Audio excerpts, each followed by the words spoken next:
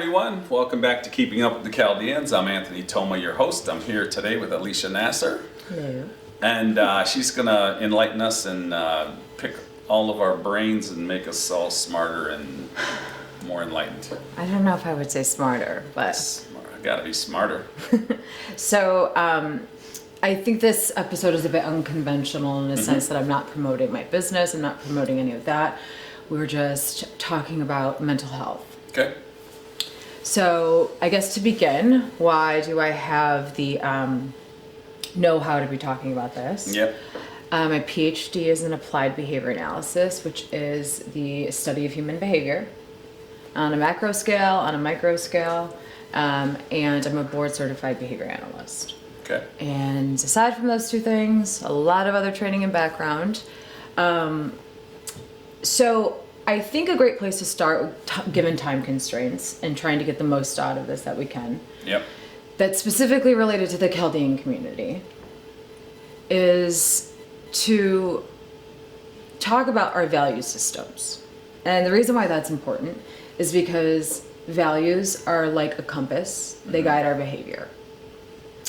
And I think it's a good place to begin would to just make sure we're on the same page about one fundamental premise, which is that we all want to live a life of satisfaction and overall well-being, and a life that's free of anxiety, insomnia, depression, instability, and chaos. Amen. Do we agree on that? Yeah, absolutely, for sure. Okay. I think that is a general, specific to the Chaldean community, but to all human beings at large. Yeah, so if you're suffering from any of these Things, listen. Listen up. Listen. Yeah. These things plus many of other things that no we doubt. haven't listed. Yep.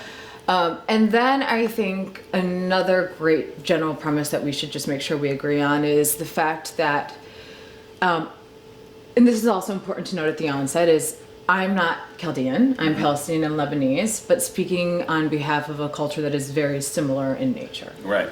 So we got that. Okay. And then on that note, another premise that I think we should just make sure we agree upon is that within our culture specifically, there seems to be many mental health struggles that do not get talked about because it's taboo to talk about them. Right, yeah. Will we agree on that? Oh yeah, that's a big issue in our community. Yes, but nobody talks about it. Right. And when we don't talk about it, it breeds shame. Mm-hmm. Because secrecy breeds shame. So when Right. things are kept in secret, the nature of them is that they're shameful. And there's absolutely nothing wrong with having mental health struggles because that's an intrinsic part of being a human being, which means then, if we don't talk about it, there's shame behind even just being who we are. Yeah. Okay, so we have those two fundamental things laid out that we agree upon. Yep. Okay, so taking it from that angle then, like I said, I think that a really great place to begin talking about is our value systems, because values are like a compass, they guide our behavior. And so why that matters and how that falls into play here is that a lot of times within our culture, we see behaviors, we engage in behaviors ourselves, within the family system, the internal family system, within the cultural system that we may not be proud of. That become normal, but we are very well aware that when perhaps subconsciously, if it's not at the forefront of our mind and we're not thinking about it all the time, we know inherently there's something not so great about engaging in this behavior. Whether that behavior is not being kind to ourselves, not being kind to our spouse, not going about engaging in business deals in the most lawful way, how we treat our children. All of these different, would you agree? Yeah. Okay. And within those broad categories, there are many subcategories and a whole host of behaviors that fall under all of those that we, for the sake of time, won't dive into each one, but I'm sure many people who are listening could think of how this applies to themselves, their life, their interactions with their spouse, or once was spouse, or their children, or their business partner, or what have you. Yeah? Okay. When we engage in behaviors that we're not proud of, that we know are quote unquote wrong, that go against our fundamental belief system, it's ends up reinforcing the shame that we already feel. And you can't go about engaging in behaviors that make you feel good as a person from a place of shame already, because then it just becomes a cycle. And so within the community, I find, and I've had, I should say this as well, within the Chaldean community here in Michigan, but elsewhere in the United States, reach out to me for specifically these things that we're speaking about. But not knowing how to get out of it, not knowing how they got there, and not knowing how to get out of it and do differently. What because specifically? Types of behaviors. Yeah, because we're talking values and... Sure. Boundaries with family members. For instance, I'll give you some specific examples.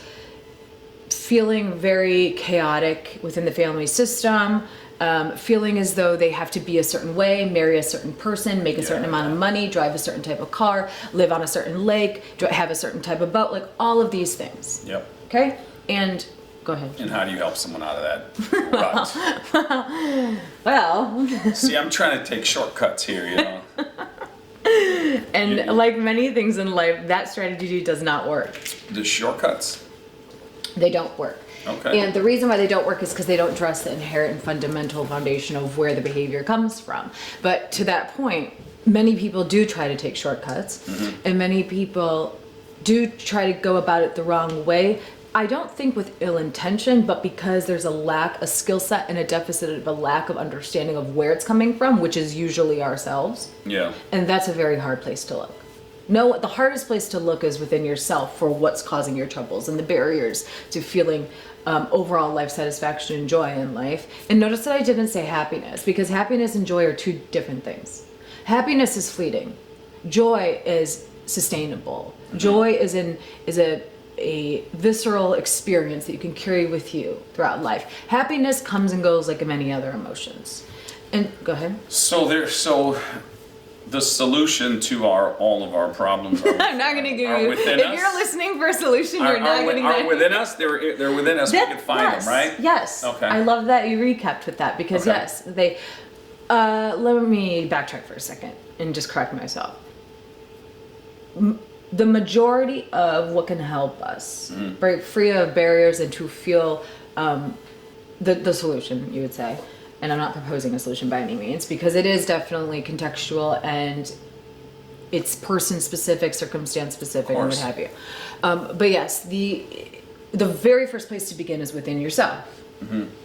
And that's a very hard thing to do, because as human beings, our nature is to be very egotistical, and not so much in a bad way, but in a way where, if you think about anxiety, a lot of anxiety is egotistical, but people don't think about it that way. And again, I don't mean in a bad way egotistical, but in a self-protection mechanism kind of a way, okay? The ego. And so, yes. So the anxiety, or people fearing judgment from other people, and people pleasing, and always worrying about everybody else's emotions and everyone else aside from you, it's in fear of judgment specifically, which is a lot heavy in this community, because a lot of behaviors come from a fear of judgment. So I'm going to go engage in these behaviors, or spend this money that I actually don't have, or buy this house that I actually can't afford. I've And I'm done going to it all that. and many people have, and I'm going to do this because I fear the judgment and criticism from other people. So let me do these things that, even though when I go to bed at night, I actually don't sleep because I have insomnia, because I can't sleep. But I know that I couldn't afford any of these things. But at least on the outside, what everyone else sees is that I'm living this life. And so it's very inauthentic. But to get back to the anxiety point really quick, because this is important about the ego, is that if you think about the narrative, it's what's everybody thinking about me? Oh my gosh, me. Everyone's looking at me. Everyone's judging me. How do I appear to the world? That's a very ego. The center of that narrative is me, is the ego. The truth is, nobody really gives a shit. No one gives a shit. Yeah. Because the truth is that everyone is so worried about how they appear to everybody else that they actually aren't giving a damn about you or paying attention to you. But it's so difficult for us to see it that way, because our viewpoint and the frame through which we see the world is very narrow, and it's honed in on us. We're a tiny, tiny speck in the entire universe. So your advice would be not to give a shit. Actually, I think you should give a shit about the right things that actually matter. What are some of the things that actually matter? Yeah. That's a great question, and that gets back to the value systems. So when the things that actually matter if I asked within the community what actually matters, I think if I got somebody alone in a room, within the Chaldean community specifically, the Palestinian, Lebanese, Middle Easterns in general, if I got somebody alone specifically in a room and I said, what really matters to you? What they would tell me isn't what we see. What they would tell me, if they were being honest, which I like to think that I can bring that out for people, what they would tell me is what matters to them. If they have kids, they always say, this is something I hear a lot, is they just want to raise kids who are happy and healthy, but engage in behaviors that are self-esteem supporting. Yeah. Okay? That's the first thing when somebody has kids, that's what they tell me. And then they say for themselves, they just want direction in life, meaning, purpose, and direction. And those things matter. That's really what matters to have meaning in life. You have to have some type of meaning, a goal to work towards. And a lot of times people make their kids their meaning, and that's not a bad thing. But the thing is, then you make your kids responsible for your emotions and your well-being, and that's not great, because your children should be autonomous. The goal is to raise children who are dependent upon you as children and throughout adolescence, and the trajectory of their life, they become autonomous individuals who are independent. Yes, and many parents, and I specifically, on a personal note, have come, my background with one of my caregivers was that I was responsible for their meaning, and while it's not ill-intended, it's a heavy burden to carry as a child. Yeah. Because then this is, and unknowingly. And totally unknowingly. Yeah. And I know you and I, when we spoke off camera about not realizing as a parent the behaviors you're engaging in that are affecting your children. And so many parents, they don't even know until I bring it to their attention, and then they reflect on it, and it's really enlightening. But I want to circle back before we get ahead of ourselves, because this happens a lot in these kinds of conversations. We can digress about what should you care about, what does matter. Okay. I'm not here to tell anybody what matters, because that's self-determined. That's for everybody to determine for themselves. What matters for me might not matter for you. But I think fundamentally, for all human beings who do want to live a life of satisfaction, overall well-being, we could probably agree, for the most part generally, as a blanket statement, that what matters is to be free of all of those things we mentioned: chaos, instability, financial insecurity, insomnia, anxiety, depression, all of the things that ail us. Okay. And what also matters is quality relationships and friendships. That is quality relationships, specifically quality friendships, are a determinant of longevity in life and overall well-being and feeling comfortable with oneself. Okay. Now, do we see that when we look at the community for the most part and the behaviors that people engage in? Who's to say? Right. Because you're viewing it from your lens, right? And then that requires a reevaluating of how are you determining your value system? Well, why should each individual care about the other person's value system? Well, that's a great question. That's a great question. I don't think I was indicating that. And if I did, I apologize. But we should as a collective in general, because it affects the community and affects our children. Right. Everything for me always comes down to kids and to the children and how we raise the next generation. Of course. So that does matter. And also, the Chaldean community, our community is very close and intermixed, and everybody is very enmeshed in some way. Everyone knows everybody. So we should care on that level.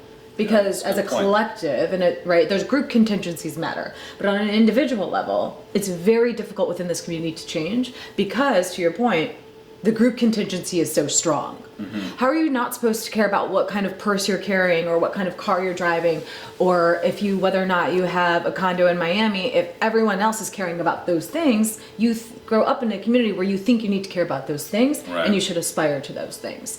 And the irony is, most people in this community do, and this is not speaking upon anybody's character. I want to make sure I note that, because it's not about that. It's just about patterns of behavior. Most people in the community do, and yet they're like, I'm still not happy. I still fundamentally just if anything, paradoxically, they become more unhappy because in pursuit of those things, you keep chasing what's not going to fulfill you. So in protecting our children with the environment of all of the social media messages and the whole pedophilia indoctrination and all that good Where stuff. are we going there? Because you brought up the protecting the children, right? Yeah, but you always have to turn the conversation that way. Do I? Yeah. That's what I'm interested in. I know you're interested in that. I'd like to know more about it, and from someone with a background and an education that can maybe unpack it for laymen like myself. I very well could.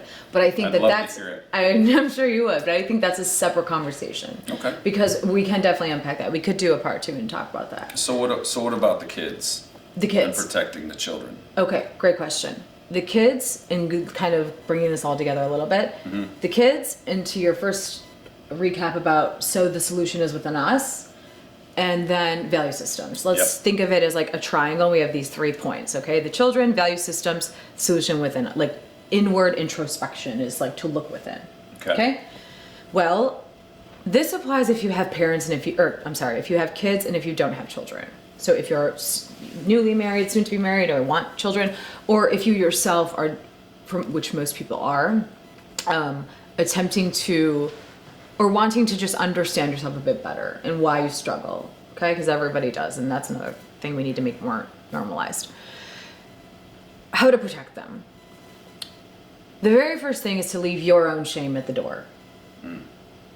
Now, shame is a little son of a gun, because shame, big time. is shame. People don't recognize shame for what it is when it becomes normal within the community. Okay, this is a really important distinction. There's guilt and then there's shame. Guilt is the behavior I engaged in was bad. Shame is who I am is bad. There's a stark contrast and a big difference between the two. Yep. Okay, so guilt is about the behavior, shame is about self-worth and identity and who I am fundamentally as a person. Now what happens is if you have a parent who their shame goes unchecked, let's say, follow? Yeah. When it goes unchecked, it gets projected onto their children. And the part that you were talking about, it gets projected onto their children unknowingly. Parent doesn't even know it's happening because they're so unaware of it, and that's where the solution is, the introspection of like looking within yourself. Yeah. But that's very hard to do, especially let's say if you're within the community and you're 40, 50, 60s onward up, because no one talks about that. And like we were saying before, where does that all come from and how does it get so ingrained? This isn't something that is looked at so much within the research, but from a standpoint of just tracing our heritage and our lineage back, our parents came here as immigrants. Yeah. When you come from a war-torn country, when you're fleeing war, when you're looking for a better life, you're coming already fundamentally on a level of scarcity and instability. And so it's just like, get to America, make it, become businessmen, try to make some money, like figure it out, and just don't get sent back and just make it. And that's really chaotic and unsafe and scary. But it's already been done. I understand that, but I'm just trying to show where it comes from, because if we can understand, if the chances of changing a behavior or engaging in a different behavior are a bit easier if you can understand where it comes from and how it got to be where it is, because then we can stop the patterns of generationally passing on to the next generation. Right. So it's a scary place to be, and what happens is in that context, your emotional needs go out the window, attention from caregivers go out the window. So I know that when my parents were growing up, being close with their fathers, I mean, everyone speaks for themselves, but it's like if I could, the first thing that allows for me to have a little bit of insight into somebody is to tell me your relationship with your father. What's your relationship like with your mother? Yeah. And generally, people our age and older, when I ask that question, it's not great. Or it's not that it's maybe not great, but it's not as if they would hope. they didn't get the kind of attention or the understanding or the their needs met, their wants and their needs met by their caregivers, not because caregivers are ill-intended, but because they were just worried about making it America. Okay? Because of the first generation, being first generation. Yes. Yes. So it's not us using or comparing our upbringing or relationship with our parents to others, that the perception of others, is it? Say it again? So because we have a perception that others are so happy all the time, Yes. does that give us a negative View of our relationship with our relationship parents? with our parents? That's a great question. I don't think so, because I think it's actually true that we actually probably don't have great relationships with our parents. A Middle Eastern thing. Yeah, I do. Because if you think about it, it's you know how Dwayne The Rock Johnson says, "It doesn't matter," you know. No. I don't follow him. Okay, well, some people in this room do. Yeah. Okay, so he does, and there's this meme that was like, anytime you ask a Middle Eastern father, he's trying to talk about your wants and your feelings and your emotions, like, it doesn't matter, because it never did, because it couldn't matter.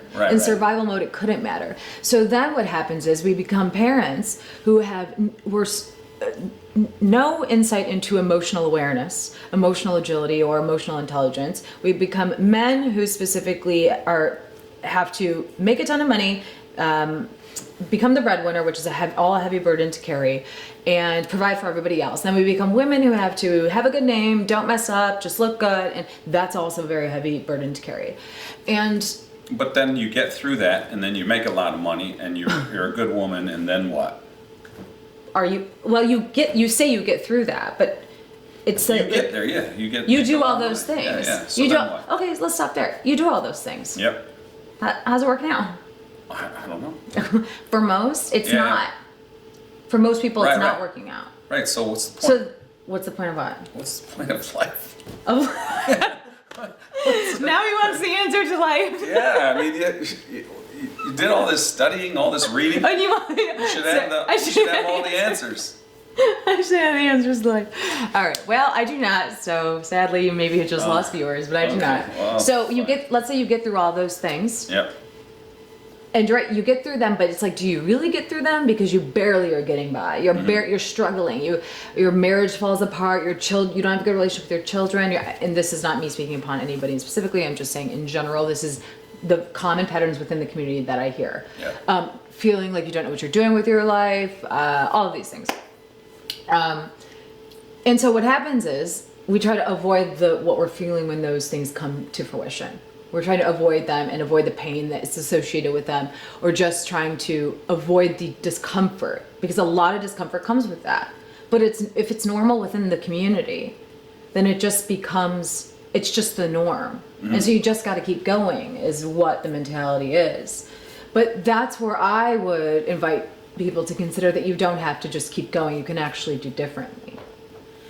And the ways that we avoid that discomfort and that pain and avoid what's really like going on a deeper level, or, with infidelity, addictions, like I was going to say shopping addictions, but that also falls under addictions, overworking. There's sometimes behaviors that we engage in. Eating, yeah, and there's behaviors that we engage in that are actually socially acceptable or socially normal, such as being a workaholic, for example. So the whole like rise and grind and keep grinding, like that actually to a certain point becomes unhealthy. Yeah. But it gets reinforced by society of like, oh, he's just like such a hard worker. It's like, boundaries. But that's in any case. Nobody likes a hard worker anymore. Nah, no, that's true. Definitely. I don't know. Okay, back to what really matters. Let's stay. Go ahead. So then going back to the triangle, we have all this stuff that's happening, let's say within our generation onward, and then it gets projected onto children. Mm-hmm. And so that's the whole protecting children. It's like, how can we protect children? Well, we can stop these dysfunctional patterns and behaviors that we deem as normal, but that are actually counterintuitive to a value system that we might do better by living by. Yeah. Okay, so then that just comes down to, reevaluating our value system, because our values guide our behavior. And we can talk more about that if you would like. What do you got for me so far? Values, I guess. Well, let me ask. I think you more confused me than enlightened me, I think. That's not uncommon. Okay. When I talk to people. Excellent. What part are you confused about? Because if you're confused, it might mean somebody who's listening is confused, and I should clarify that. No, I think we talked in circles, and because it is actually, to that point, it is. okay. It is all just a feedback loop, which is why getting out of it is so difficult. But go on, I apologize. No, I think I'm just still stuck in the circle still. What part of the circle? The round part, I guess. Okay, so should we recap? Yeah, let's recap. All right, Let's so hear. we have our behaviors that we engage in, and we got them from somewhere. And where did they come from? They came from generations before us. Okay? And then we pass them on to our children. The problem is that the behaviors that we engage in, we realize that maybe they don't make us happy, or they don't sustain, or maybe they make us happy temporarily, but that's fleeting. Okay? And then we are passing it on to our children, and we don't realize we're passing it on to our children. And a lot of the behaviors that we engage in sometimes come from deeply rooted places of shame or guilt. Mostly shame, because it's a sense of unworthiness. If you didn't have a good relationship with your father, if family dynamics growing up were chaotic or unstable, there's a sense of shame for men and women that they take with them from childhood, and they carry it with them throughout the trajectory of their life. Because, so let's just stop there. We kind of got that recapped. Yeah. So what's your advice to those poor souls? Reevaluate those poor sons, is that what you said? Poor souls. Oh, poor souls. To reevaluate your value systems, the values that you live by, because those will guide your behavior. But you said if you put someone in the room by themselves, yes, they would tell you what mattered, and if they can do that on their own and know what matters, isn't that their value system? That's a great point. That's a really great point. I'm glad you asked. If I get them in a room alone, they most likely will, if they're being honest, like you said, tell me probably what they really want to say. Right, but not what they're doing. Exactly. Publicly. Okay. And this is the fundamental, So the shed that takeaway for public everybody. side. This is the fundamental Yeah. takeaway for Okay. everybody. And look at you. You did a better job bringing it all together than me. Thank you. Is that this is it. When your value systems that your actual value systems, not those of the communities. Right. But yours. Yep. And your behaviors don't align, there's a misalignment between the two, then you cannot feel That's good about the correction yourself. that needs Yes, to be made. exactly. Okay. Now, I think, and I thought about this before I came here, because I don't think it's realistic to say, okay, you know what? You're going to tell me that your values are that you want happiness and that you just want to feel fulfilled and great, Joy, and you I don't want care. joy. What? Joy. Joy. Thank you, because the happiness is Joy fleeting. is sustainable. I love this. And I don't know if it's realistic to say you can tell me what your values are and they can actually, and then for me to expect you, no, hold on. I think it's realistic for you to tell me. What I don't think the realistic part is on an individual level. And this is not something I say lightly or that I'm proud to say, because it's difficult, but that on an individual level, you could tell me what your values are, your true values, and then go about engaging in the world and engaging in behaviors that align with those values. Because the weight of judgment and the weight of what, keeping the family name looking good, just everything about the culture that comes with not going against the norm is very difficult. And that is where I think generationally we have a chance. I don't think it's too late. I think definitely, I'm 32. People my age, or many men, especially within the Chaldean community, have reached, and it makes me so proud that they are, but have reached out to say, how do I do better? Like, how can I do differently? And they want to, I know they want to, but trying to within a community system is so difficult, because all humans need and want belonging. When we don't belong to a group, to a community, we feel isolated and we want to belong. And here's the other thing that's really important to note, is that there's so many great things about the community. Like, I would not want to be anything other than Palestinian, Lebanese, Middle Eastern. I love our music, I love our culture, I love how enmeshed and we're so fun. So to try to do differently sometimes can be alienating. And also, especially the older generation, it's not like they understand it entirely. And then you get some resistance. Maybe part of the problem is that our community is so accepting, and just because you're Chaldean, you're accepted in it. And maybe that's the problem with people's value system. That's a good point. It could be, because then are you suggesting that just because you're Chaldean, you're accepted, you're within the community, Yeah, despite the behavior you engage in? Exactly. That's a good point. Get it passed. Yeah, it could be. Are you still confused on the round circle? No, I got it all the way around my neck. So the takeaway really is that we need to align values with behavior. Yep. And that on a fundamental level requires that everyone is just honest about what their values really are. Because I don't think people, I think at night when they go to bed, they want to be, but it's so hard to be. But it's up to them.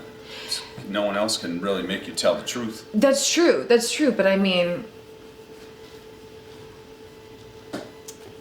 it's true. Yeah. It's not about telling the truth, it's about living your truth. Well, telling the truth, telling yourself the truth. But people do that all the time.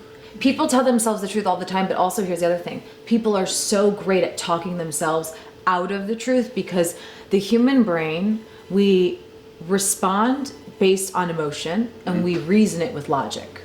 Right. And we can talk ourselves any which way. This is how depression and anxiety come to be, is that we talk ourselves into the worst case scenario. We talk ourselves into the fact that we're doomed and we're not living a life we want to live. Like, we will talk ourselves into psychological clinical disorders all day long. And we can also talk ourselves out of, well, I cheated on my wife, or well, I made this bad business decision, or I did this. And we will rationalize it all day long in our heads, in our narrative to ourselves. So, well, how do you do it? How do I do all this? The value system? Yeah. No, not. I mean, how do you feel you do with being honest with yourself and waking up and looking at yourself and then putting yourself in a state of mind where you're accepting of yourself? That's a great question. It took a lot of work. Mm-hmm. It took hitting rock bottom. It took realizing that I was turning into the very thing I said I would never do, which was the generation before me. It was realizing that the shame that I felt and that bound me together was not my shame to carry. It was that of people before me. Yep. And this is a really important part. Self-acceptance. And this is, I think, a part where people can begin. Self-acceptance means accepting. Okay, let me back up for a second. I talk a lot about adequate self-esteem. Inadequate and adequate self-esteem. Just explain that part of it. So, adequate self-esteem, there are pillars of adequate self-esteem. Self-respect, personal integrity, living consciously, which means being aware of the choices that you're making. Not just making choices on emotion or in being reactive, but being intentional about the choices that you make. Mm-hmm. Personal integrity, self-respect, self-trust, self-acceptance. All of these different, people think self-esteem is just this one thing, but it's not. It's made up of all of these other little components that make up self-esteem, okay? And when you have adequate self-esteem, you engage in behaviors that reinforce adequate self-esteem. If I tell the truth, then that comes from a place of somebody who has adequate self-esteem and self-acceptance and self-worth, self-trust. So I'm telling the truth, which means now that I told the truth, it's actually reinforcing more self-esteem, mm-hmm. because it feels good to tell the truth, even if it hurts, okay? Mm-hmm. All right, so self-acceptance, though, is a pillar of self-esteem, and I think it's the hardest one. And it was the hardest for me. To answer your question, how do I do it? For many years in my past, there were just things I did that I was not proud of, that I didn't feel was a proper representation of who I am. Not because I was ill-intended, because I simply didn't know better. I didn't realize that the shame I was carrying was guiding my behaviors. Mm-hmm. And it was pretty bad. And it was something that I tied it to my sense of identity, of who I was. I was innately wrong as a person, unlovable, unworthy, all of these things. Okay? That's back to the whole guilt for shame thing. Okay. Okay, so then self-acceptance, well, what does that look like? And this is where people can begin. Self-acceptance is that I accept all parts of myself, all past versions of who I was, all past behaviors, all past things I've done and said, not because I condone them or am proud of them, but because I know that fundamentally, if I want to move forward, I have to accept myself, because the opposite would be to reject yourself. Yeah. And a lot of behaviors we see are self-rejecting. It's not who we really want to be. So how do I do this? Well, it took a lot of work of understanding all of this, not just intellectually. Yes, it's, my doctorate this is the topic it's focused on, but it was more so on a personal level, of accepting who I was and accepting things that I wasn't proud of in the past. And then a hard look at my value systems. I was living by really value systems, that did not align with who I was. And they were not values of, they were values of the communities, really. Become a doctor, make a lot of money, make sure the family name doesn't look bad, all these things. And when you have to do that, but it's not really you, then you live unauthentically, whether that means you're not telling the truth, whether you're putting on a front, you're pretending to be somebody or not. And that caused you to hit rock bottom? No, that's prior. No, just other stuff. And when I say rock bottom, I just mean like a hard look at like, you're this person, but you're being this person. Mm-hmm. And no, it's much deeper than that. It's a lot of other stuff that we could do like a part 3 and 4 on. Yeah, we will. And so it's work on self-acceptance, a hard look at my values. But the hardest part is realizing, accepting that I wasn't living by my values, and then a commitment to live by my values.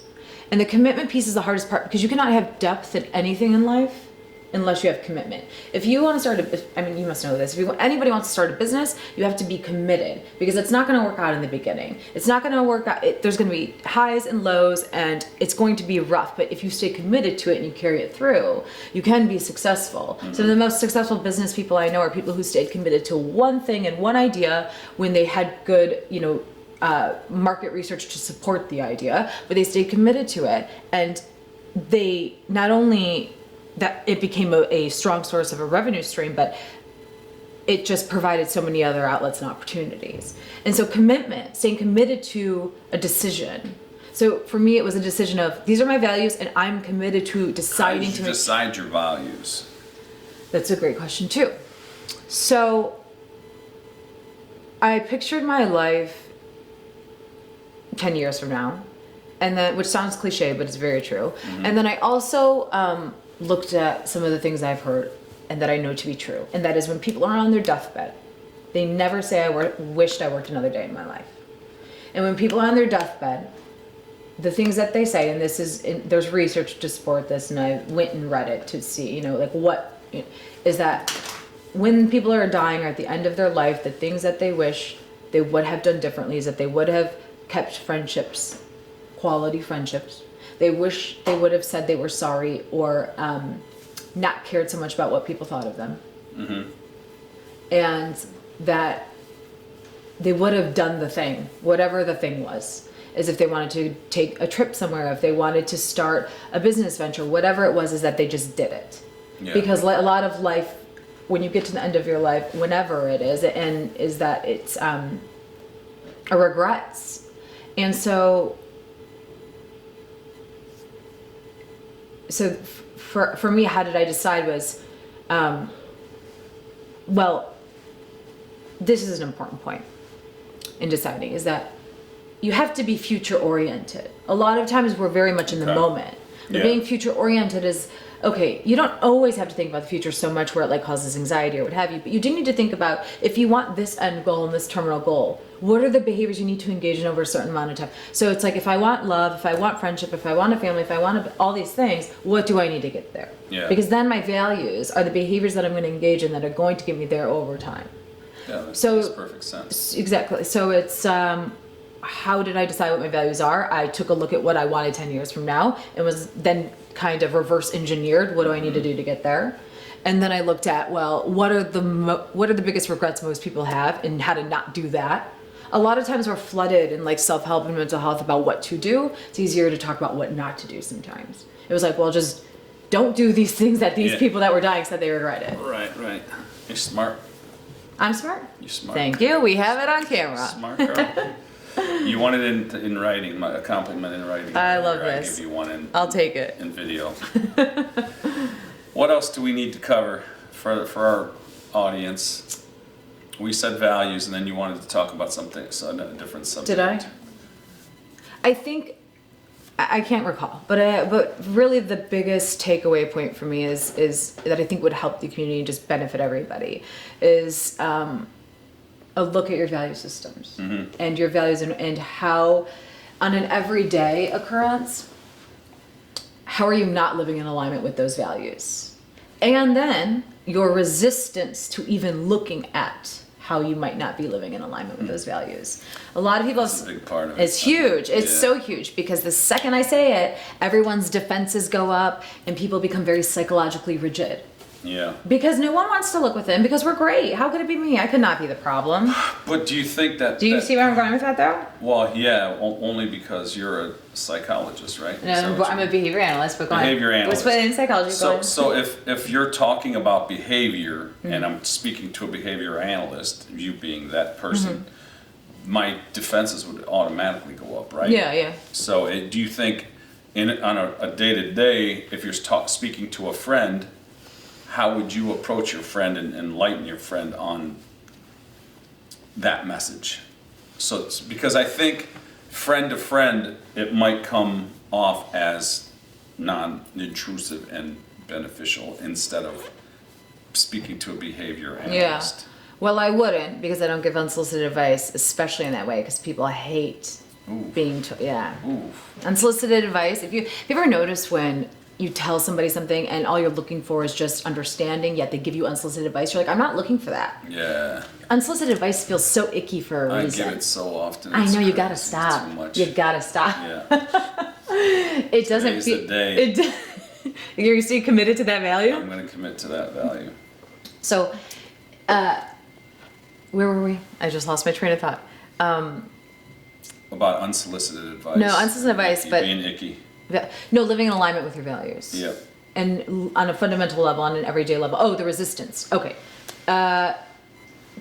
So noticing a recognition of how am I living out of alignment with my values. But that is, I think, going to be very difficult for people. But there are other, if you want, that's where you start, really. But then it's also the resistance of why am I even resisting sitting down with my value and looking at my introspecting, looking within myself, like why is that so difficult for me? That will be where people should start. Yeah. And the answer to why it's so difficult, what do you think the answer is? Jeopardy, double Jeopardy. For $5 million, what's the answer is why it's so difficult to look within yourself? Why is it so difficult to look within Why yourself? is it so difficult to introspect? To say, how am I showing Because up? it's the truth.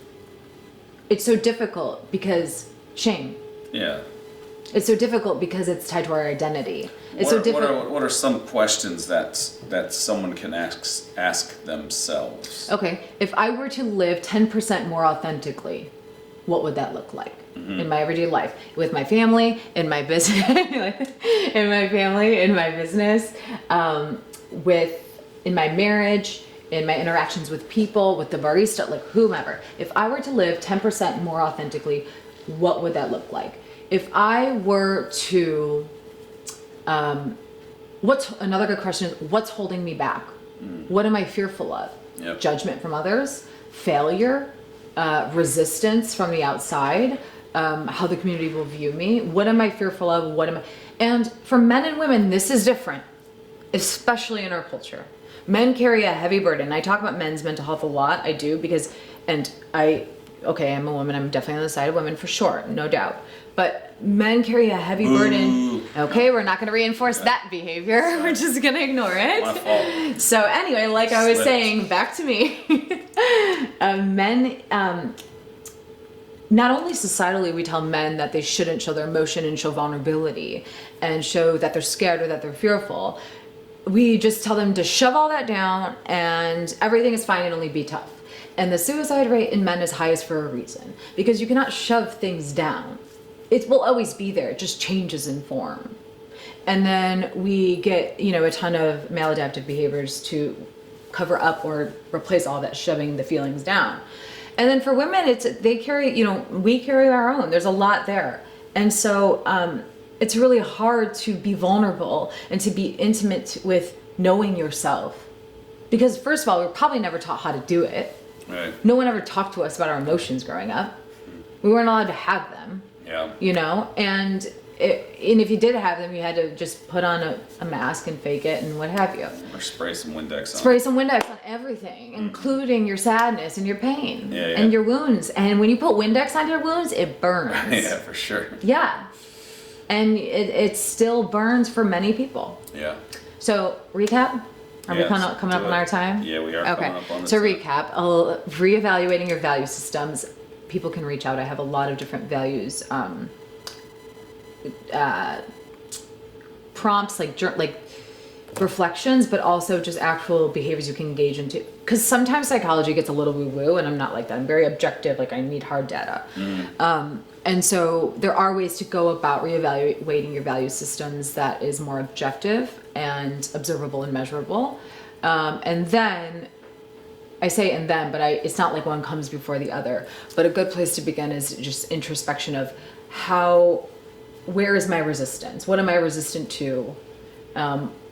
Where am I tying shame or my self-narrative, my identity, to judgments and viewpoints of other people, of the outside world, in such a way that I live in authentically to who I really want to be, what I really want in life.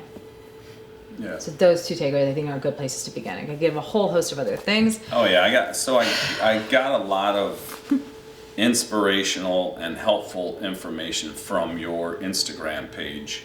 Thank you. The reels and the posts, and that's one of the reasons why I wanted to have you on the show, is that it was helpful to me and helped me kind of sort through some things that I was dealing with, and I appreciate that. And I'd encourage everyone to go follow you. I'm glad you find it valuable. Yeah, for sure. And I know you mentioned on your Instagram page that you were not going to be posting as often, or can you kind of explain that situation? Yeah, it's just the algorithm just makes it so hard to reach people, and I know not in a way that's boasting, but I do know, because people have told me, everyone that follows, is that I have a lot of value to give, and it's hard to do that when you're limited. So I will be posting a little bit, but not as much. And the majority of everything that I have to provide and to give people resources and content and all that is on Substack. So Substack, a lot of people, some people are familiar with, many are not, but it's a great platform. You could just Google Substack Alicia Naser, pop up, or alicianaser.substack.com. And what it is I have subscription options, but there's a whole host of stuff within there. There's I'm started a podcast and a behavioral toolkit, which I think people will really find helpful. Wow. So what that is every week, right in your inbox, I give you, here's a behavior change strategy that's backed by research, it's evidence-based. Implement this throughout multiple areas of your life.